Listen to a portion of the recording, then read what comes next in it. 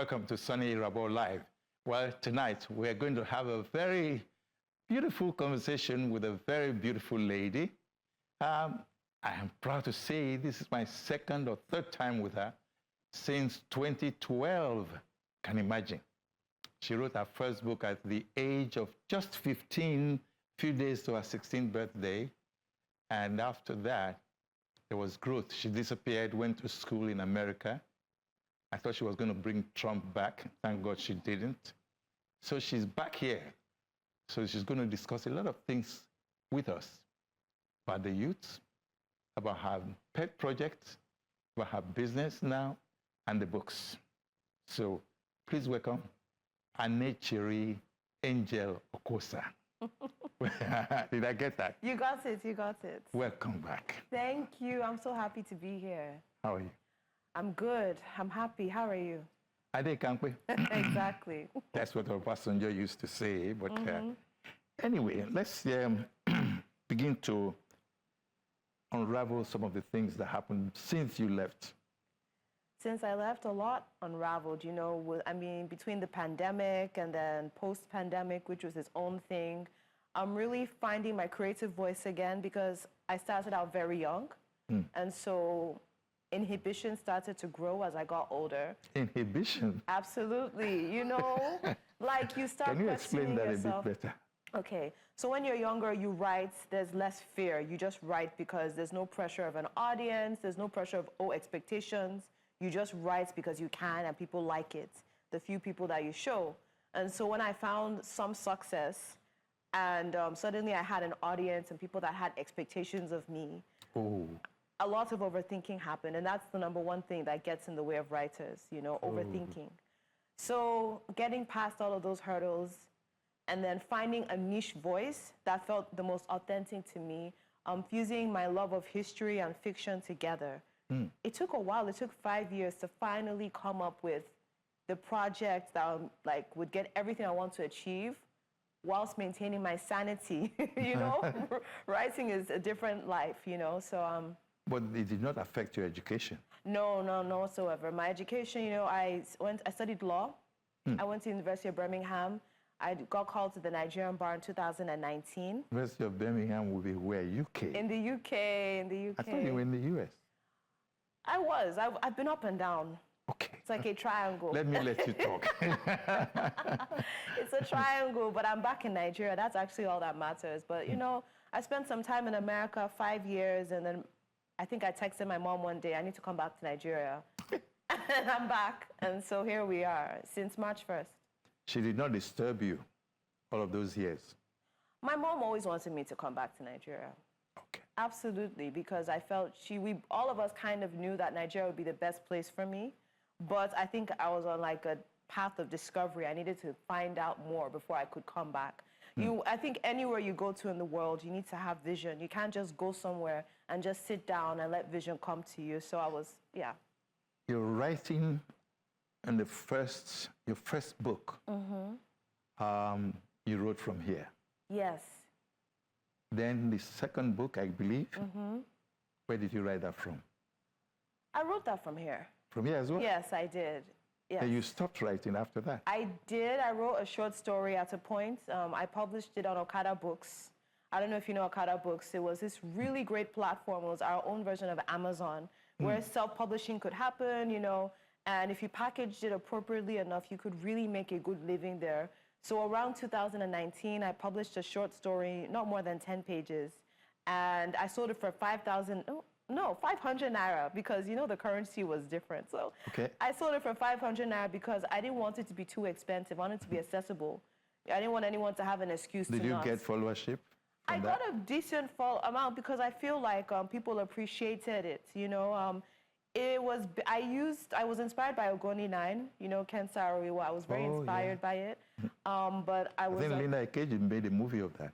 I need to watch it. You should watch it. Yes. You know, I saw it. I want to actually ask you a question. So I had a conversation with somebody that's a veteran in the theater, you know, in the arts. And we were talking about a public figure. And he said, do you really want to go down that route? That seems a bit oversaturated, right? And so I thought about it, things being oversaturated. Then I said to myself, do we really have the privilege to be afraid of oversaturating a market when we barely have enough stories about us in the first place? In fact, it was actually shortchanging you. You know, that's actually the biggest thing for me, because obviously we always want to be different. We always want to come up with the next big thing. But my mission is to use what already exists and just amplify that. So you don't take the interview from me.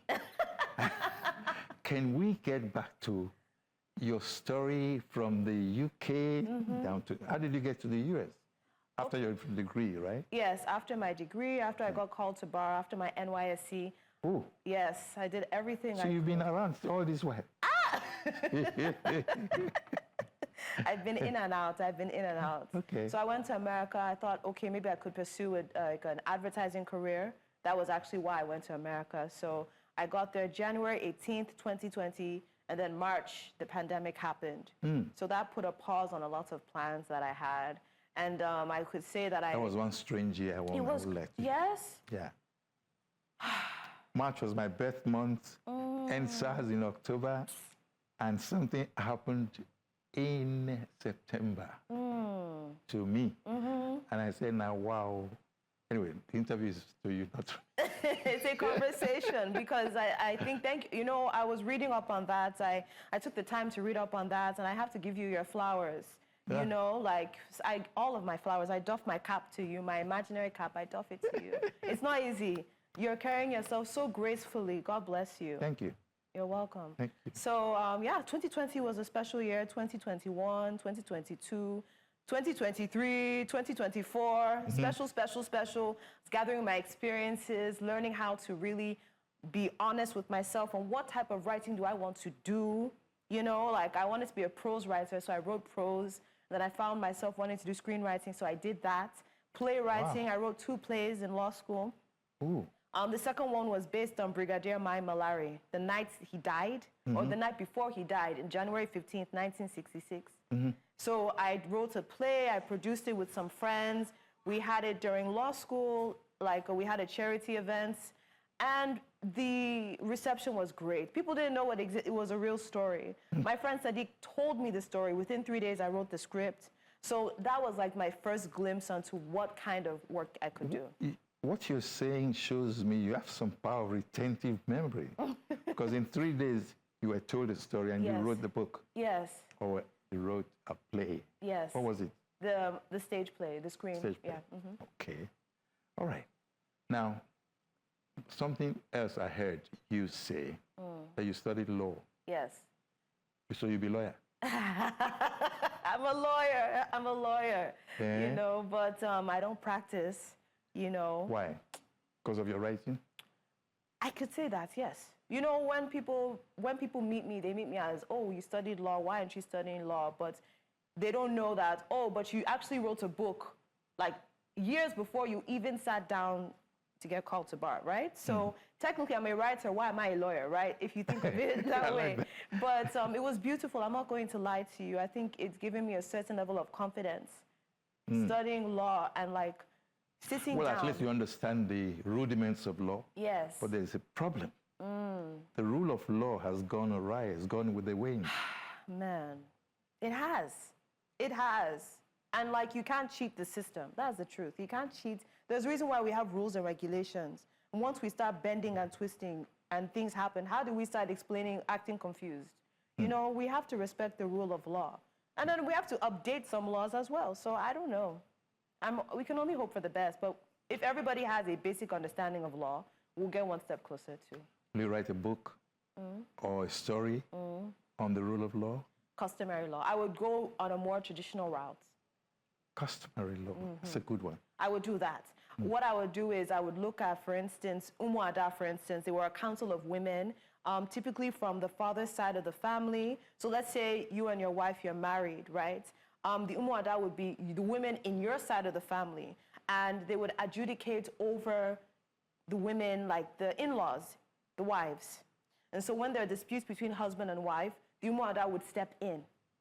And there was this term called sitting on men. So when you sit on men, it just means like exerting a certain level of authority that even if you don't get your way on paper, you get your way in other ways. And yeah, that's what I would do if I ever do that. So what if it comes to a place where you have to defend the woman against the man?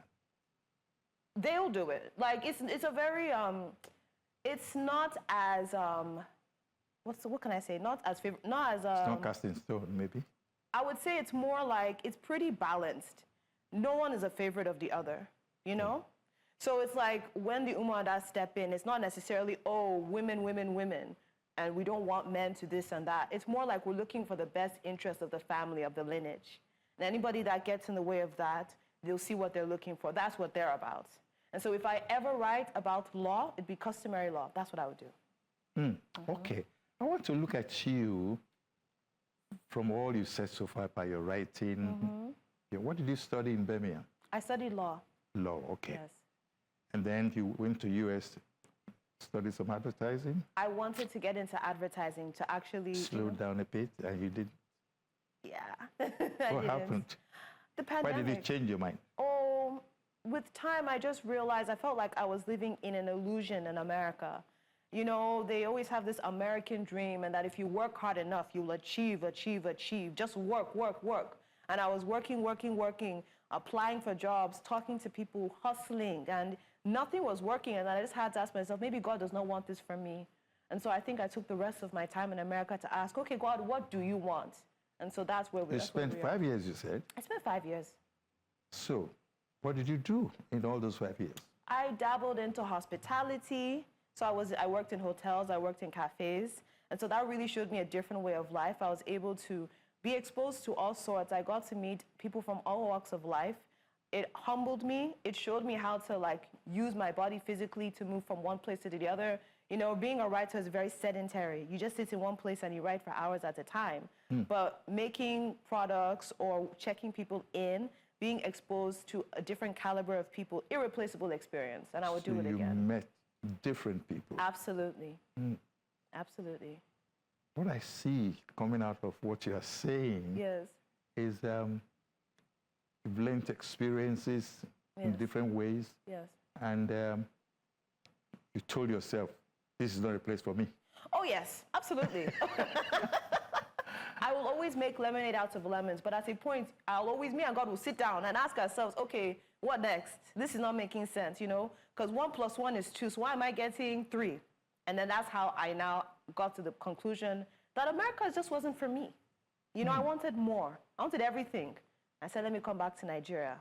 But Nigerians want to go to America. You want to come back. And you came back, by the way. I welcome everybody to experience this full circle moment where you want to leave and then come back. I hope we can all have that moment where we are settled enough in any abroad country that we're in to make that decision that we can move back. But I understand that not all of us have that privilege. You know, I have plenty of privilege. I have passports.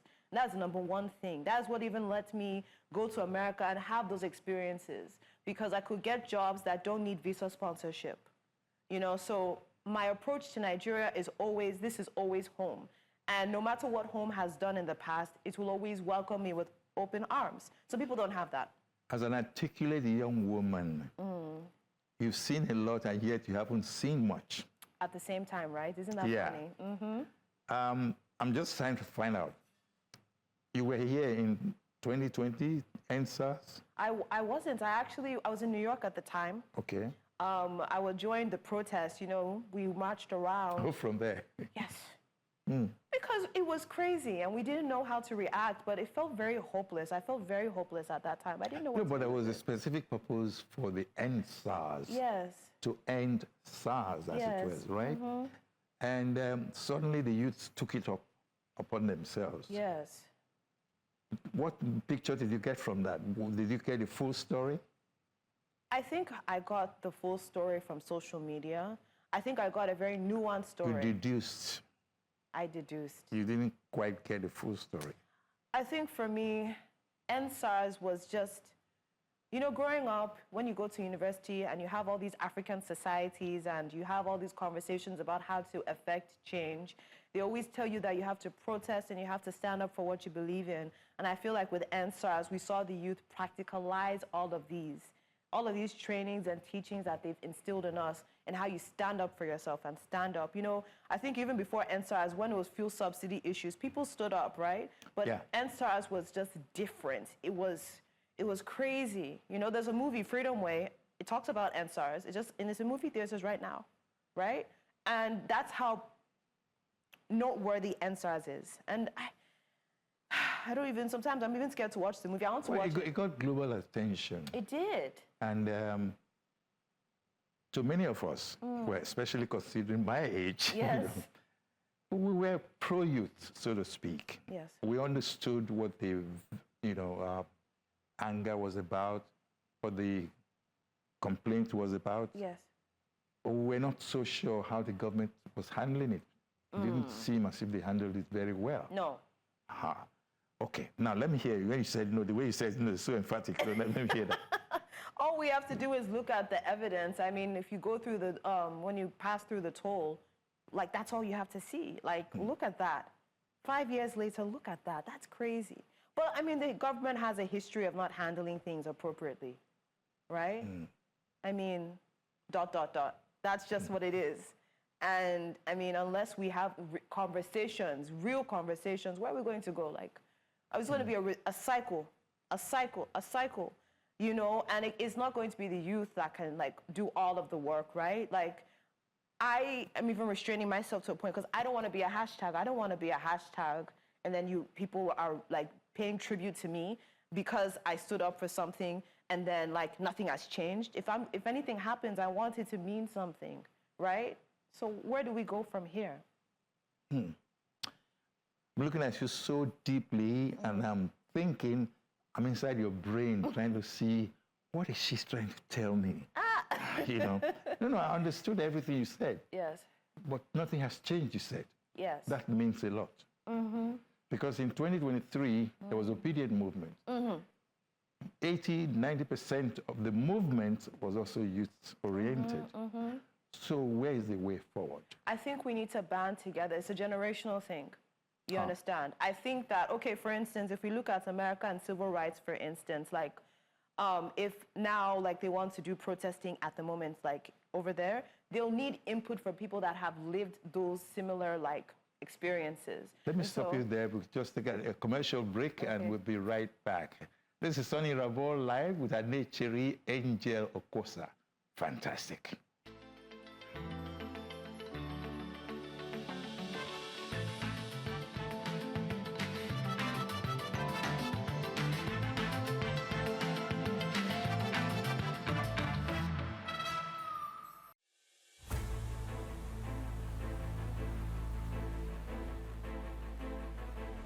The new Central Town Hall series brings you face to face with the people at the center of critical conversations. When the shooting started, where they killed the military, we lost 86 persons here in Nokoma community. It's not even up to 5 minutes. Our building collapsed before the building that cast fire.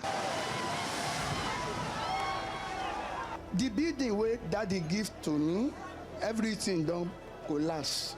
Women and children are suffering, nowhere to sleep, because notice was not given before the house was demolished. It's a 700 kilometer stretch of road. It's going to take at least 8 years. It doesn't need to start here, this minute, this moment. For us as diasporans, one of the things I'll be saying to my colleagues around here, we must have succession plan.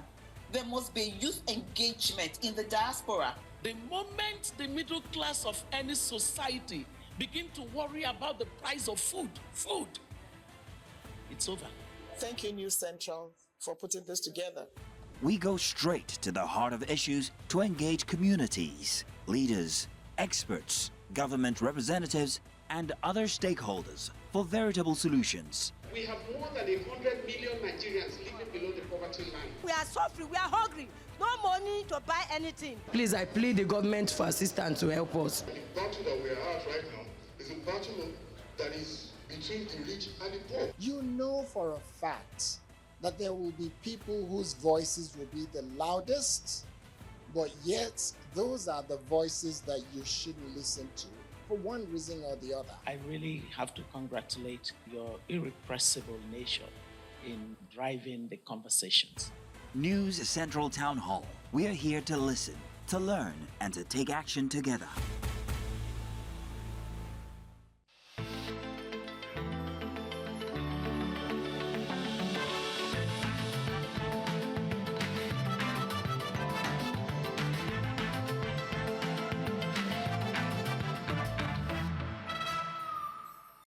we told you, when you deal with somebody who knows so much more than you think you do, you better be careful. But doesn't matter your age. Well, I'm with Anaecheri Okwuosa. My third time with her. And in the last 13 or more years, there's a lot that we can speak about here. But where did we stop? Been discussing answers, Yes. obedience. Okay, where is the youth to you? You are a youth, I know, but where do you see the youth in Nigeria? I think the youth we're finding a balance somewhere, you know, because on the one hand, we have such hope, you know, like even in the difference between millennials and Gen Z and Gen Alpha, there's still hope. Now they confuse us with this Gen this and that, or millennial, Gen Z, Gen Alpha. Hey. So what do you mean I come be now? Oh, baby boomer, maybe. Boomer. Now we didn't produce it. All right, look. Boom, yeah. So there's hope, but I think that we need to band together with the older generations and come up with a nice collaboration whereby when tempers flare, someone cools it down and we're able to like make an actual effective change. Because if I'm screaming at the top of my lungs, someone help me, and you're standing right here and you're not helping me scream or giving me another way to get help, nothing's going to change. I'm just going to lose my voice, right? So I feel like everybody has a certain level of wisdom and understanding that they can lend to the other person. And so that's where we need to come to an agreement that all of us want one thing, which is a better Nigeria. And we have to kind of have a come to Jesus moment where we're like, maybe I'm benefiting from this in some ways. What am I willing to compromise on for the greater good? What comforts am I willing to slack on a bit for everybody to be a bit more comfortable? Just being honest about privilege and where we all stand. Because I don't think hungry people should fight. I think hungry people need to eat. I think people that are full, people that have generators, inverters, solar panels, I think it's time to be thinking and band together with older people for a better Nigeria. That's what I think. Because, I mean, obviously, we're always going to blame our leaders because they're meant to lead us, right? That's never going to change. But I do think that if we have intergenerational conversations amongst ourselves and really say, okay, you think what I'm doing is wrong or you think what I'm doing is not effective. Okay, what do you think? How do we affect change? You know this person, you're on a personal name basis with this person. What can we do? What conversation can we really have? And the people that are actually making efforts, how can we support and highlight them, right? Because, I mean, the leaders have reputations, right? But look, Zamfara State, they have a deal with Oracle. They're promoting digital skills amongst the youth, literally. Niger State, they're trying to empower their women, right? But that's not as prominent in the headlines. Now, we don't know the ins and outs. I love the fact that you are so well informed about what is going on in some of the remote states of Nigeria. And that also shows that somebody is working somewhere. If you can get this kind of information, how can we trickle it down to the grassroots? The people, Zamfara, you mentioned, what was the other state again? Niger State. Niger State, out of 36. Where are the others? So many people, but the thing is this, bad news will always get spotlight. It's sweet, it's nice to hear. You are not the journalist, I'm the journalist. So which one you come? Look at this woman. One should be my work. Uh-oh, no. Okay, look, tell me. Bad news sells, that's what they say. Yes. I don't agree. You don't think so? Because we can actually, no, I mean, I have no choice, but I think we can actually control that. I think so too. We have all the control. Absolutely. It's, after all, it's what we give attention to that's going to grow. Yeah, yeah. So I can't sit on this information and not share it with you. But why are we now seeing the social media playing very nuisance role? I'm sorry to use the word nuisance role. That's what they're playing. Do you say nuisance? Fake news. Yes, nuisance. Oh, you think so? Fake news, untruths, disinformation, misinformation, before the real information, all social media. I don't even think it's a social media thing exclusively, number one. You and I can have a conversation and I can lie to you straight up about stuff. And you take it as the truth. right? And may not. And social media, it is what you see, you get. That's another thing. So that's social media. When you like something, you like an Instagram post, or you save it, or you share it, it's going to keep showing you the same stuff. I have a friend in America. He's in Miami. He's like African American, but from the Bahamas, right? And he sends me all sorts of reels and memes about Africa and the progress that Africa is making as a continent. Oh, Niger, the country, they're doing this. Nigeria is doing that, right? That's what's on his feed, right? And he's feeding that to me. And I'm like, oh, I didn't know that. And I'm like, literally right here, you know? Yeah, but you can fact check. You can fact check, right? We all have to, like, before social media, like, fake news will always be a thing. Like, it's not exclusive to social media. It's always going to be a thing. We have the tabloids. I remember, National Enquiry was saying Whitney Houston had a brain tumor in 2005. Like, I literally remember that as a child reading that. She didn't have that. That was fake news, right? And somebody just, they just wrote that down there. Exactly. Okay. And it's there. Once it's on internet, it stays there forever. Absolutely, for sure. Just like when you print a book, unless the book is out to print, but one day I can literally just go to the publisher, hey, print the book again. You know, like once you even say something to someone else, it's stuck in that person's mind, right? So I do think we should have a level of responsibility that we attach to what we do. Who should have that responsibility? Oh, the audience as we're engaging with content, and then the people that are posting the content as well, and regulatory bodies. These people that are posting the content, Yes. They have no conscience. They don't appear to have conscience. I like that. They don't appear to have conscience. I just think everyone has a different set of priorities. So now, what is my priority when it comes to, is it because I have no, if my take-home pay cannot take me home, that's my priority. If I'm hungry and I need to eat, that's my priority. But how do I balance the equation? I think that would be a normal situation for man and woman or humanity to move on. It's community that will help you balance. You can't do everything yourself. Community? Yes, you can't do everything yourself. Are you aware that millennials, what's the other one again? Gen Z and Gen Alpha, they've become very individualized. You will be surprised. We're not individualists. I have to stand for my people. We're not individualists. We're not individualists like you think. I think we're incredibly honest. Right. I didn't say you were dishonest. But we have to add more adjectives to create a fuller picture. Okay, all right. We're incredibly honest. I told you what I'm up against. So this woman no pass me here. We're incredibly honest. Like, for instance, I had a games night yesterday and people showed up and we had a great time. Everybody, we always value community. We want good community. We don't want community for the sake of community, right? We're not trying to keep up appearances. If we don't want to be around anybody, that's fine. But we are learning to build safe spaces that if we need something, we know who to turn to. And that's going to take time. Okay, because of this conversation, I'm going to bring in what happened to some lady called Emansin from Akwa Ibom. And the airline, I hate to say it, but I have to call that name because the only airline, Ibom Air. Yes. A lady was, should I use the word molested? Harassed. Or harassed? No, but she was practically stripped naked. Yes, yes. And it's on social media. According to Chimamanda Adichie, there are two sides to a story. Yes. We only heard one side. Okay. So how does that work for anybody? Who's going to tell her story for her? So when you say one side, are we saying we heard Ibom Air side or her side? Good question. Very good, because now I don't even know who's the... Because the video that came out did not show... Well, looked edited, because the way the video came out, it didn't show what led to... Absolutely. You know, so whose story? That's a good question. The ladies or the Ibom? Because they could, if we want, we can all have a press conference right now and everyone can say their side of the story instead of somebody just sending a letter, oh, this is this and that and that. We don't have to do that. You know? Then the responsibility of the National Assembly will have to come in here. Absolutely. So what should they do?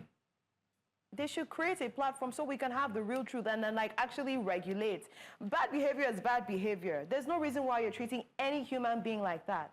You understand? And I just think because I think in this country, and I can say even in the world in general, there's a lack of respect for humanity. Do you get where I'm coming from? Where we don't respect human beings for being human beings. Because why are you treating someone like And that? that's a primary assignment for every human being. Yeah, yeah. Okay, back to Anaecheri Okwuosa. See, dealing with you, have to be very careful. Uh-oh. I have to be very, very careful. I'll try my best. I believe in you. Yes, you came back to Nigeria. Yes. What do you now do? Because you have a project. Yes. You are employed. Yes. So what? So I live two lives. So Two lives? Yes. During the day, I work at a film festival. I work under Miss Chioma Ude. She's a brilliant, prolific mind. You know, I'm her executive assistant. And then on the other side of the globe in America, I work at Society for Africans in the Diaspora Institute. Okay, I must stop you at this moment because we have to take another break. We'll be back after the break.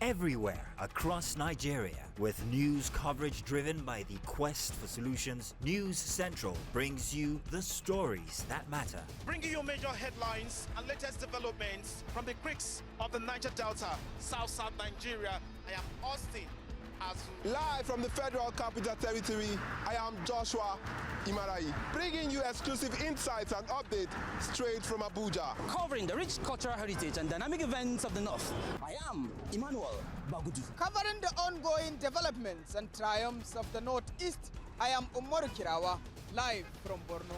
Bringing you stories of growth and resilience from the Southeast. I am Chinwe Ukele. In the intensity of Nigeria's middle belt, I am Chizoba Anyowe, bringing you stories of diversity and latest happenings from Jos.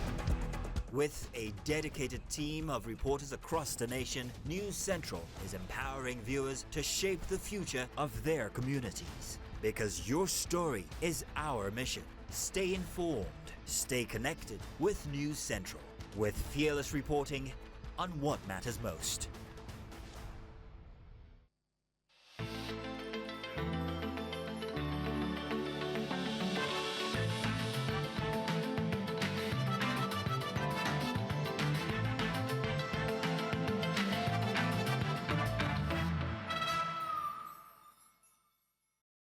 Welcome back. This is Soni Irabor Live. And, well, my guest is a very special guest, I should say, and we have been talking about things about Nigeria, the youth-oriented things. I know, say, you ask me, waiting be millennial, Gen Z, and Gen Alpha. Gen Alpha. They say I'm a baby boomer. Oh. Take note of that. Okay, right. What about what you were? You were employed by Chioma Ude? Yes. That's the organizer of the Afrif? Afrif, yes. Okay, yes. Great experience. You know, she's teaching me the game, you know, because at the end of the day, I'm interested in history, fiction, entertainment. And so I'm learning what it really means to build something sustainable. You know, they're in their 14th year run. They've been running for 15 years. Can you just imagine that in this country? It's not easy. In fact, now. I'm happy to say my son's film got nominated too. Happy, that was exactly 2017. Can you see how like she has impacted lives, you know? And so I get to witness that. And then I work for a Pan-African library in Houston. It's called Society for Africans in the Diaspora. Okay. Yes, his name is Debo Folorunsho. He's done so much for me. I've heard of her. He's so nice, you know, like so I work in communications there. And it's funny because I got the job while I was in America. You're multitasking, that's what you're saying. Ah, yes. You can ask anybody. I'm working. I'm working a lot. How are you able to do all of these? Well, first of all, my mom's helping me a lot. You understand? She's helping me. But she's also employed. She's very much employed, you know. And she's helping you. She's helping me. What if she wasn't there? Oh, what can I say to that? I don't know. We just thank God that's not the reality. Okay. You know, but like when I'm not doing those jobs, I have my own company I'm building. It's like a child to me. I love what I'm doing so much, this right? The world don't change you. You have your own company. Yes. That you're building. Yes, it's called Umuada Productions. And what we do is we basically take old Nigerian and African literature and we convert it into graphic novels like comic books, film, television, and podcasting, right? What I really want us to do is like export our culture in a way that we actually gain and benefit, right? So what we're working on right now is Miss Flora Wampa. Oh, yes, the great novelist. Yes. It's a dream come true. This is something I've been wanting since 2020. Ooh. And I prepared myself for this moment. And so the first graphic novel will be out before the end You're of quite this year. cerebral, I must say. It's just, it is what it is at this point. So, you know, like, it has its pros and cons, thinking so much. So I'm just capitalizing on the positives of it so I can get the most out of life, right? I think you've gotten so much out of life already. All right, yes. Employment projects, your own baby, quote and unquote, and then, of course, what's the other one? Your books. Yes. Any plan to write another book soon enough? We're working on it. We're working on like a novel. You don't want to let the cat out of the bag yet? So there's the competition I'm entering. So if I win, then that will give me the courage to expand. Please make sure she wins so people Yes. Okay. You know, I mean, it's a Commonwealth Short Story Prize. So maybe when I win, we'll play this clip back. So it opens up September. So that will now give me the sign that, okay, like I can actually still write fiction and I can extend the short story into a full-length novel. Okay. Yes. I am seeing you as a leader, not of tomorrow, of today. I'm also seeing you as an influencer, not social media influencer, but, you know, corporate influences, talking to people, influencing them. I'm seeing a Chimamanda Adichie in you. Do you know each other? We don't know each other. Well, to be honest Have you read her books? Oh, yes. Purple Hibiscus was life-changing. Purple Hibiscus, The Thing Around Your Neck, Americana. I can list most of her books. No, Chimamanda has done a great job. You know, I think what Chimamanda has done for us is given us the grace to be ourselves. And I don't think so we have some similarities. What's the title of your first book? Diary of a Misfit. Diary of a Misfit. Yes. That's strange. For your age at that time. At that time, right? Who was the misfit? Me. I was the misfit. At what age? I was 14. You were under 16. I was 14. 14? Yes. Okay. Yes. What was the misfit all about? You want to talk about it? Yeah, absolutely. I mean, what if I said no? No, I can't say no now. No. Diary of a Misfit, I just, when we moved back to Nigeria, we were in America for the first 9 years of my life. So when we moved back to Nigeria, it was a culture shock, even though you would expect it to be my culture. I grew up in a predominantly white neighborhood. And so I never felt enough in all of my capacities, or Igbo enough, Black enough, which is just weird because I look now and I'm like, I'm everything and more, you know? But I didn't have that same confidence. So writing was my way of expressing myself, you know? It has paid off. It has. Very well. It has. Because I was in an environment where anything I was interested in, I was encouraged. Not everyone has that. So if I'm telling my mom, hey, I'm interested in digital marketing, she say, okay, what do you need? That's how it is. She wanted the best for you. Absolutely.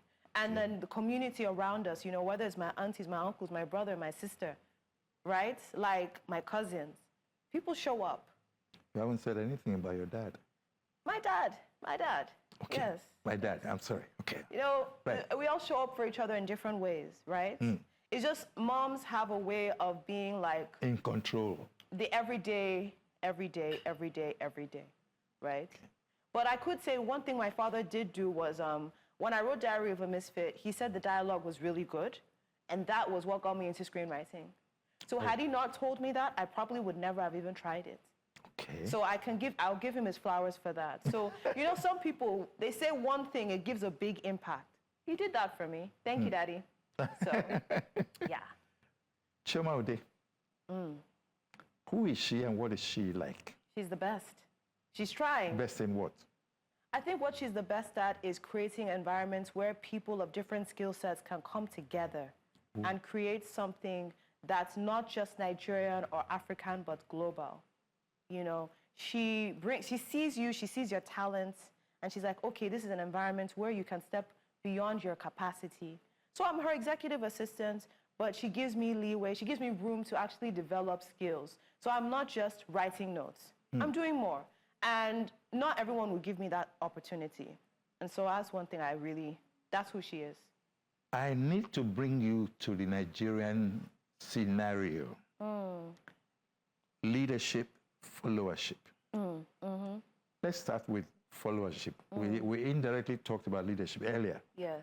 Followership, youth, yes, the middle-aged, yeah, the older people, every Nigerian. Yes. What is their responsibility as a follower?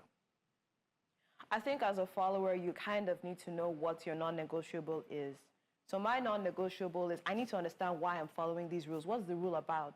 So if you tell me, hey, like stand in that corner, I'm going to ask you why.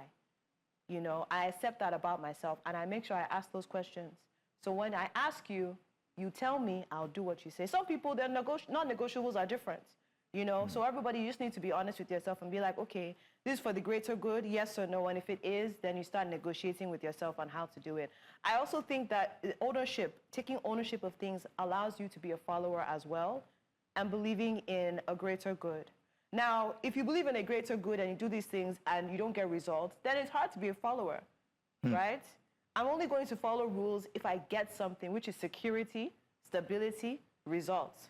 But don't tell me stand in the corner and then wolves will eat me alive. That's not going to work for me. So followership and leadership, you cannot have one. So it's give and take. It's very much give and take.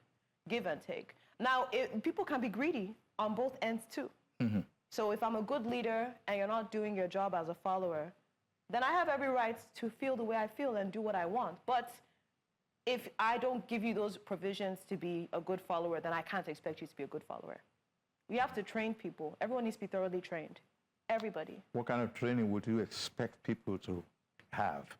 For example, you have the police, you have the intelligence, you have the military, then you have the lawmakers, National Assembly, you have the judiciary, you have the executive.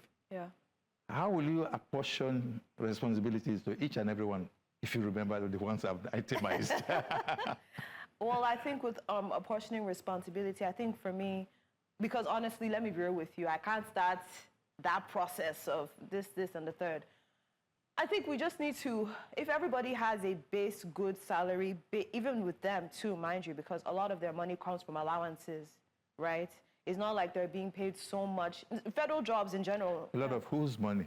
Like maybe the National Assembly, for instance. Okay. Well, we are told they earn a lot. They give a lot more than any other person. But from what I assume is from allowances, I think they're given like budgets for different things, and that's where their earnings come from. Is their base salary good? Because I don't know if it is. That's what I used to hear. And I could be wrong. Someone can fact check me. You got me there because I should have done a lot more research in this aspect. It's a conversation. It's a conversation. You got me there. Because I'm very sure I don't have enough information about what their base salary is. Because there's so much talk about allowances. Exactly. So what is their base salary? That will now determine how greedy they really are, or if we can give everybody a decent salary. Anybody that steals after that, we don't know what to do with you. We will deal with you accordingly, but everyone should be paid. So you're saying we're indirectly encouraging corruption? The system encourages corruption because a few people get to enjoy themselves. Simple. And if you get to know the few people and you have connections with that, then fine, enjoy. We have another break. Okay. It looks like we're getting the nitty-gritty of a very interesting program today. We'll be right back.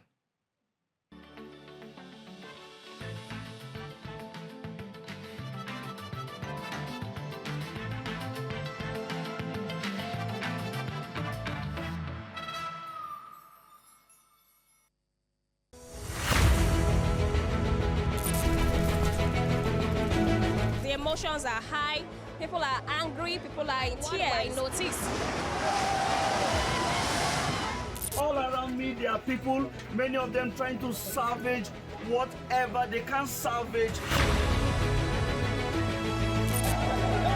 Ismaila Mohammed, whom was shot by one of the officers of the Nigerian Army. This is the hole where the bullet penetrated, and that's the second hole. Right behind me are members of the Nigerian police force to alert the protesters that they've gone past their time.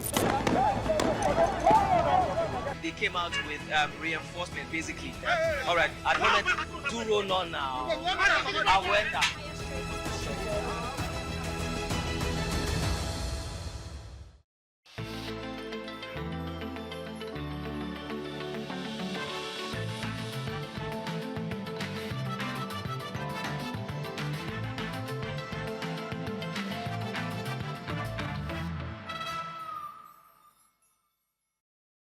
Well, we're maximizing what's left of this program because in another 4 minutes we should be rounding up. But I'm with one of my most exciting guests yet. So, really, look, let's itemize the relationship. What is the word? What assignment will you give each and every one we've mentioned before the break? Okay, the assignment was just, let's evaluate how much you're genuinely earning, and if you're making a livable wage that allows you to have some luxuries, and if you are, then we can now examine if there's greed or not, you know. I like your choice of words, luxury. Okay. All right. Everybody should enjoy themselves. Life is not just to survive, we're meant to thrive. So it's not enough to pay someone in general, 250,000 naira a month and expect them to survive. That's not fair, right? I think this economy does not allow for it. However, if I'm paying you like 1 million and you don't have so many living expenses and then you still want to steal, we're going to fight. So that's how I feel. Okay, let's go back to leadership now. Yes. With followership. Yes. What do you expect of leadership from presidents, ministers, members of the National Assembly, the judiciary? What do you expect of them? I don't have expectations of them anymore. To tell you I have Anymore? I don't. Why? Well, why would I? So I'll be heartbroken? No. I know what to expect of myself and my immediate circle. I can't expect anything from leadership. What do you expect of yourself? Oh, to be honest with myself and know when I'm not doing the right thing and do the right thing and be fair to everybody. That's all I can do. I can't expect anything from these leaders. Why would I? No. Okay. Under normal circumstances, what should you expect from your leaders? Accountability, a level of communication and transparency, wanting to be happy and then considering the fact that there are other people around you too, so all of us can be happy, right? Selflessness, but not I don't want you to hurt yourself in the process of, I don't want you to be a martyr, you know, I don't want you to be Jesus. I want you to just do your job. That's all. The practice of law in Nigeria, what's it like to you? You say you're not practicing law, but you are receiving some situations and insinuations of how law is practiced. My lawyer friends are trying. It's not an easy thing, you know. When you say they are trying, what do you mean? They're working very hard. It's a very rigorous... What is working very hard? I need to know. Let me play the baby now, the child. I will say, why? Everything, why? Every answer, why? Yes. I mean, at the end of the day, when it comes to the legal systems, things can be a bit slow. Things are bureaucratic, you know, and the upward mobility, payment, how much are you getting paid for all the work you're doing? It's applicable across the board. I just have an upfront view of lawyers.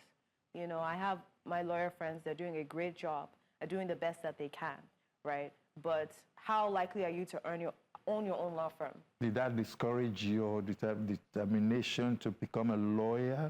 Oh, absolutely not. It just wasn't my vocation. Writing is my vocation, that's all. Okay. But you haven't, well, it's been so many years you wrote your first 2 books. Yes. You're planning something else. Let's leave that aside. I want to see the Nigeria that you dream of in a few years.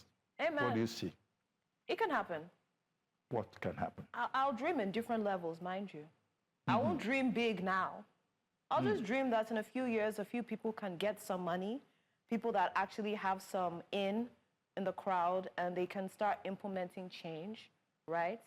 People that are exposed and educated, people that, you don't even have to be an exposed and educated to make a change. We should just all be given a fair shot. 1 minute to go. Okay. Japa. God help us all. If you need to leave, leave. Leave with vision. That's all I can say. Leave with vision. Well, we have been talking to a very beautiful lady. Her name is Anaecheri Okwuosa, my guest on Soni Irabor Live tonight. And I hope you have enjoyed the fiery, feisty, racy, pacey conversation we had. Thank you so much. Thank you so much for having me. And have a great evening. You too. Thank you. Okay, right. Good night, everyone.